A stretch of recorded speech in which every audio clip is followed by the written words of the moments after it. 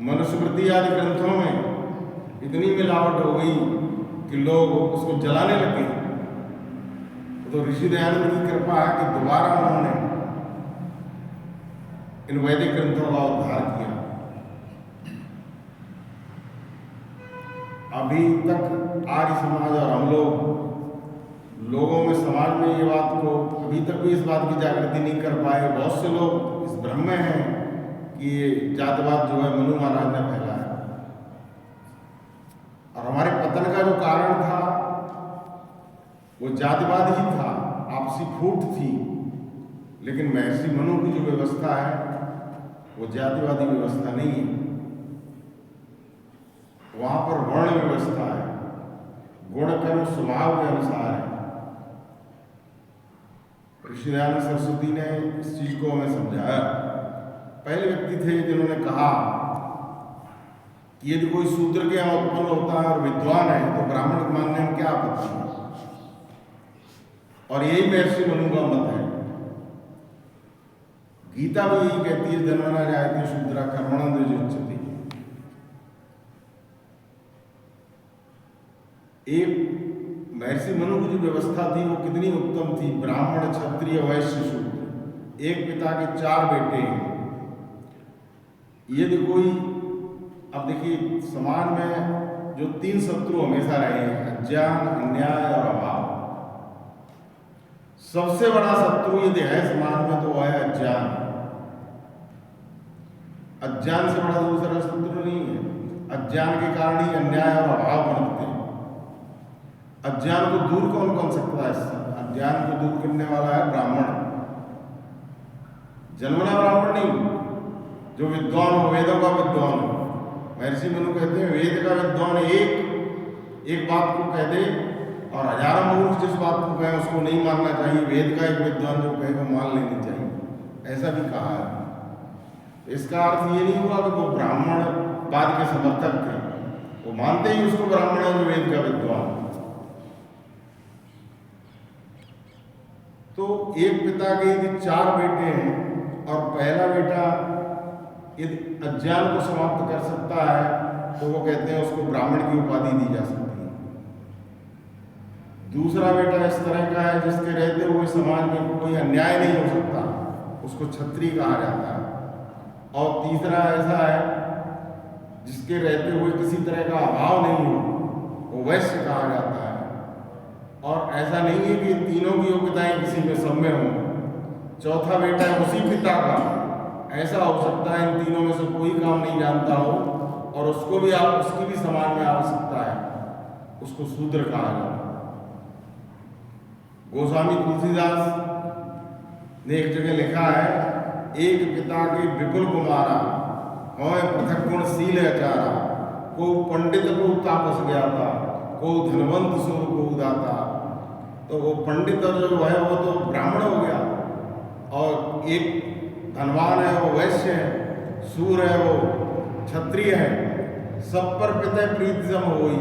और एक उनमें चौथा बेटा और भी है, एक पितु वचन मन कर्मा सपने में जान दूसरा धर्मा। एक ऐसा है जो पिता का भक्त है और हमेशा उसकी सेवा करता है। तो पिता को सब पर पिता प्रीतिसम होई।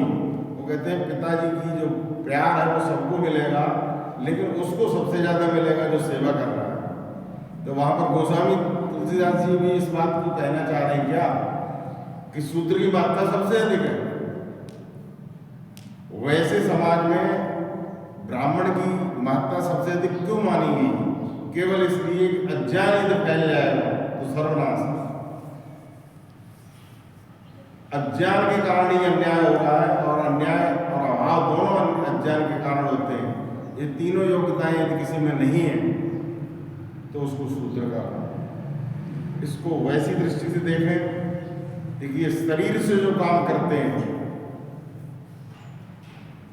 वो शूद्र कहे जाते हैं, जो केवल शरीर के स्तर पर काम करते हैं। वैसे तो हम सभी लोग ब्राह्मण, क्षत्रिय, वैश्य, शूद्र हैं। इसमें योगीराज कृष्ण का उदाहरण बहुत सटीक बैठता है। कृष्ण जी महाराज को देखो, जिस समय वो महाभारत के युद्ध में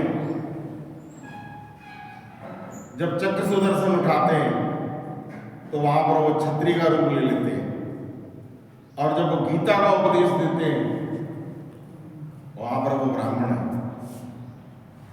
और जब वो गौ पालन करते हैं वैश्य है, और वही जब राजसूय यज्ञ में जब जूतों की रखवाली करते हैं, जूतों की सफाई करते हैं और सफाई का जिम्मा अपने लेते हैं, तो वहाँ शूद्र का काम नहीं करते हैं। तो एक व्यक्ति चारों वर्ण में, इसमें कोई घृणा का वातावरण सनातन धर्म में कभी नहीं रहा। देखिए, एक वॉलीबॉल का प्लेयर है, एक फुटबॉल का प्लेयर है, एक कबड्डी का प्लेयर है, इसमें ऊंची नीच कहाँ से आ गई? समाज में कहीं थी भी नहीं। ये बीच के समय में जो गुलामी का काल रहा है, हमारा देश गुलाम रहा, यवनों का गुलाम रहा, फिर अंग्रेजों का गुलाम रहा। उन्होंने भारतीय संस्कृति के जो मूल आधार थे उनको समाप्त कर दिया, उस सोच को समाप्त कर दिया, और ये जन्मना जाति व्यवस्था फैल गई। और उसका परिणाम ये हुआ कि ब्राह्मण भी मूर्ख होने लग गए, और जो मूर्ख है तो वो शूद्र है। ऋषि दयानंद ने इस बात को बताया कि ब्राह्मण कालाक्षर भैंस बराबर है, तो उस ब्राह्मण के परिवार में जन्म लिया है तो वो शूद्र ही है, और जिसने शूद्र के परिवार में जन्म लिया है, विद्वान है, वो ब्राह्मण है।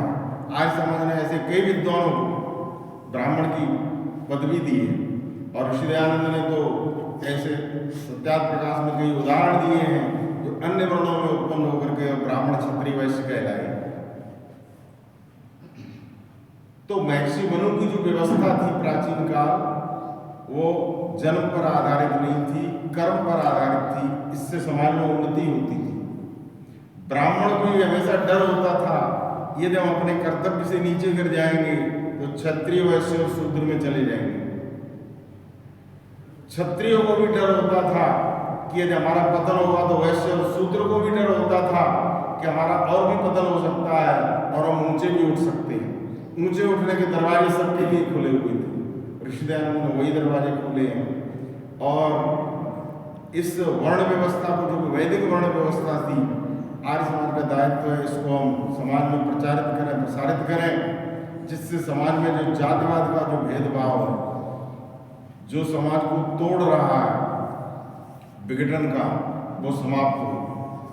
ऋषि दयानंद ने 11वें सर्वोल्लास के प्रारंभ में लिखा है कि सुना है पारसमणि नाम का कोई पत्थर होता है जिसको छूने से और लोहा भी जो है वो स्वर्ण बन जाता है, लेकिन पारसमणि नाम का वो पत्थर हो न हो, भारत ऐसी स्वर्ण भूमि अवश्य रही है जिसको छूते ही विदेशी लोग धनाढ्य हो गए।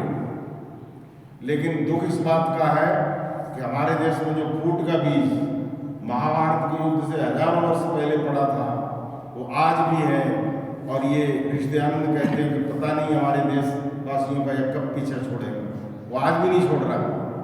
तो ऋषि दयानंद सरस्वती ने इसको संगठित करने के लिए हम सबको एक सूत्र दिया था, वर्ण व्यवस्था का, वैदिक वर्ण व्यवस्था का, जो शरीर के स्तर पर काम करते हैं, शारीरिक जो काम करते हैं, भाग दौड़ का जिनका काम है, यहाँ से मिट्टी भरी और वहां पर फेंक दी, इस तरह का ही काम जिनको करना आता है वो शूद्र कहलाते हैं। जो मन के स्तर पर काम करते हैं, इसको आध्यात्मिक दृष्टि से देखें तो वो वैश्य कहलाएंगे, और जो बुद्धि के स्तर पर काम करते हैं वो क्षत्रिय कहलाएंगे, और ऊंचे स्तर पर जो काम करते हैं आत्मा के स्तर पर वो ब्राह्मण कहलाते थे।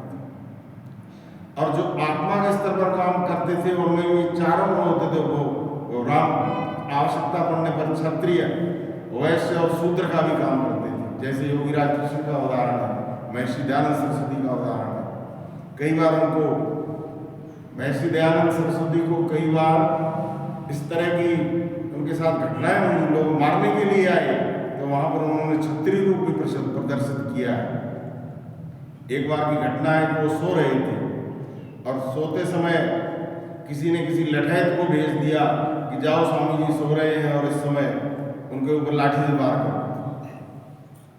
तो ऋषि दयानंद को भनक लग गई, क्योंकि वो बहुत, जैसे कहते हैं श्वान निद्रा किसकी होती है, विद्यार्थी की। वो विद्यार्थी बहुत उच्च कोटि के विद्यार्थी थे, दूर से ही उनको पता चल गया कि कोई पास में आ रहा है, और उसकी भावना को समझते हुए उन्होंने वहां पर जो दहाड़ लगाई है, तो वो लाठी लिए हुए व्यक्ति आया और पीछे लौट गया, और कहते हैं उसका पेशाब निकल गया। तो ये ऋषि दयानंद सरस्वती का क्षत्रित्व था। एक बार एक जाट उनको मारने के लिए आया, वो भागवत का खंडन करते थे। तो स्वामी जी से उसने पूछा कि आप, मेरे पास ये लठ है, ये बोलो आपको कहाँ मारा। स्वामी जी ने कहा कि मेरे सिर में मारो, क्योंकि ये मस्तिष्क यहीं पर है और यही सब सही और गलत बताने की प्रेरणा देता है, उसमें मार दो। कहते हैं कि उसका सिर नीचा हो गया, पैरों में गिर गया। ये ऋषि दयानंद का आत्मबल था, ब्राह्मणत्व जिसे कहते हैं। शरीर में देखो, शरीर से भी इसकी तुलना की गई है ब्राह्मण, क्षत्रिय, वैश्य, शूद्र की। जो गले से ऊपर का हिस्सा ब्राह्मण है, सारी ज्ञानेंद्रियां यहां पर है, देखिए इसका महत्व शरीर में सबसे अधिक महत्व है, इसलिए ब्राह्मण को महत्व दिया गया। इसके बाद भुजाएं रक्षा के लिए क्षत्रिय, उधर संपूर्ण शरीर में सप्लाई के लिए ये वैश्य, पेट जिनका खराब हो जाता है, और पैर, ये शरीर, जो पैर ही मजबूत नहीं होंगे तो भी आप कोई कार्य नहीं कर सकते। कहते हैं बुढ़ापा सबसे पहले पैरों में आता है। और आज के समय में जब ब्राह्मण नहीं रहे, सबसे अधिक आवश्यकता ब्राह्मण की है। ब्राह्मण नहीं रहे समाज में, बहुत नाम मात्र के ब्राह्मण हैं, और इसीलिए समाज का पतन हो रहा है। महाभारत के समय में महर्षि व्यास कहते हैं कि कभी ये देश इतना पवित्र था, ऐसा न वै राज्यं न राजासीन न दंडो न दांडिका धर्मेण प्रजा सर्वाम रक्षन्ते स्म परस्परम। कितना पवित्र देश था, सारे ब्राह्मण हुआ करते थे। कभी न वै राज्यम न राजासीन, कोई राज्य की आवश्यकता नहीं थी। अभी सीमाओं की सुरक्षा की बात चल रही थी, वो कह रहे सीमा सुरक्षा की आवश्यकता ही नहीं थी। न वै राज्यम न राजासीन, कोई राजा नहीं था। न दंडो न दांडिका, दंड और दंड उसका भी विधान नहीं था। धर्मेण प्रजा सर्वम रक्षन्ते स्म परस्परम, केवल धर्म ऐसा था जिसके द्वारा संपूर्ण प्रजा की रक्षा होती थी। लोग अपने अपने कर्तव्य को समझते थे। गोस्वामी तुलसीदास जी लिखते हैं, राम राज्य बैठे त्रैलोका, हर्षित भय गए सब सुखा। बैरन कर काहू सन कोई, राम प्रताप विस्मता कोई। सब नर करें परस्पर प्रीति, संग शब्दम संबद्धम संभो मनांसि जानताम। ये भावना थी उस समय लोगों में। वाल्मीकि रामायण में लिखा है, कामी वान कदरियो वा निशंसा पुरुष कुचित दुष्टम शक्य अयोध्यायाम ना विद्वान। कितनी पवित्र नगरी थी अयोध्या। कामी वा, न कोई कामी व्यक्ति था, कोई भी विचारी नहीं था। कामी वा, कोई कंजूस नहीं था, कोई निर्दयी नहीं था, कोई परिवार ऐसा नहीं था जहाँ दैनिक यज्ञ नहीं होता हो। सर्वे नरास्य नार्यस्य धर्मशीला सुसंयता, सब नर नारी जो है धर्म के मार्ग पर चलने वाले थे। ऐसे ही राजा अश्वपति के समय में भी देखने को मिलता है इस देश में कि एक बार कहते हैं कि 7 ऋषि घूमते घूमते महाराजा अश्वपति के यहाँ पहुँचते हैं। राजा अश्वपति उनका स्वागत करते हैं और उनसे कहते हैं कि आज विश्राम कीजिए और यही भोजन कीजिए। तो जो सप्तऋषि मंडल जो घूम रहे थे, 7 ऋषि, कितना अच्छा देश था जब यहाँ पर 7 ऋषि एक साथ घूमा करते थे। कितना पवित्र देश था।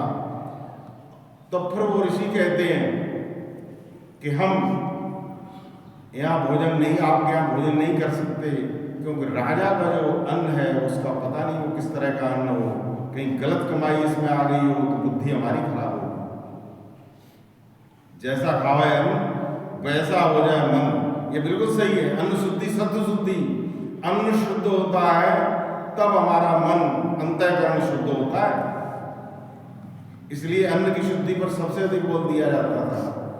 तो वो राजा कहता है, राजा से कहते हैं ऋषि लोग कि हम आपके यहाँ भोजन नहीं कर सकते, क्योंकि आपके यहाँ भोजन में पता नहीं कि चोरी का आपने कर कोई चोरी का दान आया हो और हमारी बुद्धि खराब हो जाए। तो राजा उस समय क्या कहता है, देखिए कितना पवित्र देश था। एक राजा डिंडिम घोषणा करता है, नमे स्तेनो जनपदे न कदरियो न चमाद्यपा नाना विद्वान न स्वैरी सुननी होता।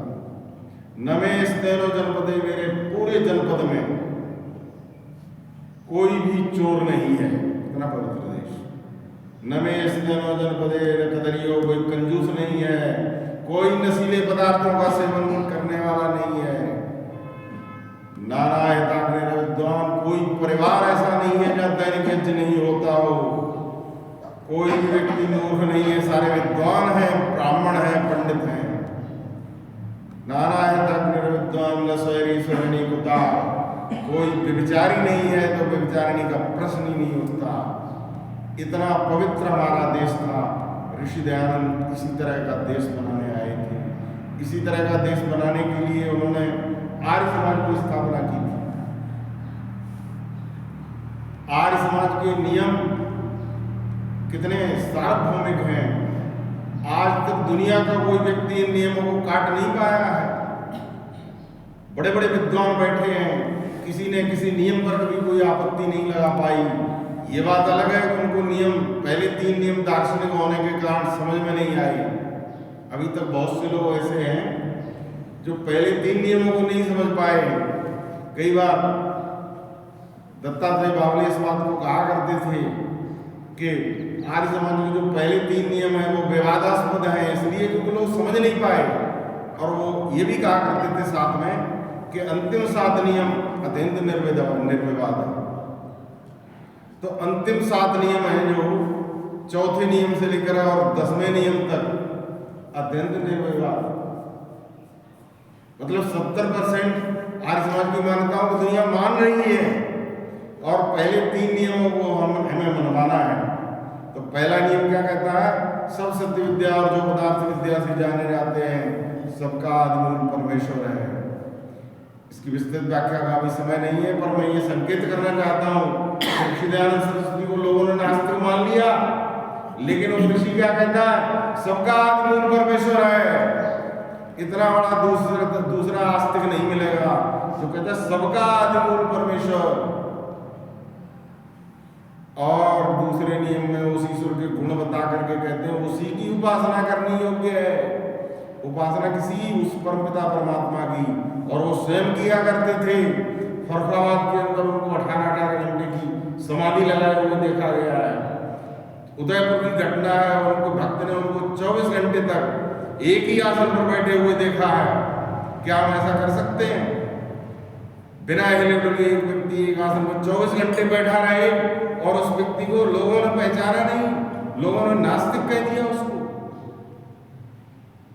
हम लोगों ने उसको पहचाना नहीं, हमने उसको नास्तिक कह दिया। वो असली ईश्वर के आनंद को, आनंद का प्याला लेकर के आए थे, उसी की उपासना करनी योग्य। उपासना का अर्थ होता है उप कह रहे हैं नजदीक, आसन में बैठना। ईश्वर की एक ऐसी सत्ता है, इस पर कभी अलग से व्याख्यान देंगे ईश्वर की सत्ता पर। ईश्वर एक ऐसी सत्ता है जिसके और हमारे बीच में कोई दूसरी चीज नहीं है। ध्यान रखना, क्यों परमपिता परमात्मा दुनिया के जितनी भी प्रकृति दिखाई दे रही है इसके कण-कण में भी विद्यमान है। हम जीवात्माओं के भी अंदर है, इतना नजदीक है। तो वो कहते हैं ऋषि दयानंद उसी की उपासना करनी योग्य इसलिए है क्योंकि उसके अलावा दूसरे की करोगे अयोग्य है। आप जैसे अभी पाषाण पूजा की थोड़ी सी संकेत चला था, उस तरह उसमें बीच में गैप आ जाएगा। आप पत्थर को चिपट भी जाओगे ना, तो जीवात्मा वहां पर नहीं है, और ये शरीर भी जड़ है, पत्थर भी जड़ है, तो जीवात्मा और उस पत्थर की दूरी बनी रहेगी। पत्थर को भी, यदि आप पत्थर में भी ईश्वर को मानोगे तो भी। लेकिन ऋषि दयानंद क्या कहते हैं, उसी की उपासना करनी योग्य है। इस सारा जंजाल हटा दो, केवल आत्मा में डूब। वो उपासना की परिभाषा करते हैं किसमें, आर्य उद्देश्य रतनमाला और सत्यात प्रकाश। आर्य उद्देश्य रतनमाला को पढ़ करके देखो, ऋषि दयानंद 26वें नंबर पर वहां पर लिखते हैं, उपासना की परिभाषा करते हैं। ईश्वर की उपासना की परिभाषा करते हुए वो कहते हैं जिससे आत्मा को ईश्वर के आनंद में मग्न करना होता है वही उपासना कहलाती है।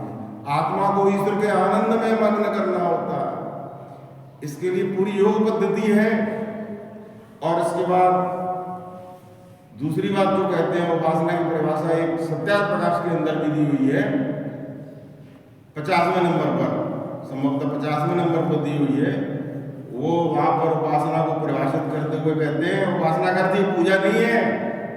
वो कहते हैं उपासना जैसे ईश्वर के गुणकर्म स्वभाव पवित्र हैं वैसे अपने करना। देखिए संसार में इस दुनिया में इससे बड़ी ऊंचाई जीवन की नहीं हो सकती कि जैसे ईश्वर के गुणकर्म स्वभाव हैं, ऋषि दयानंद कहते हैं वैसे अपने कर लो। ईश्वर यदि न्यायकारी है तो आप न्यायकारी बन जाओ, आपके द्वारा कोई अन्याय नहीं होना चाहिए। ईश्वर दयालु है तो आप भी दयालु बनो। ईश्वर निर्विकार है आप निर्विकार बनो।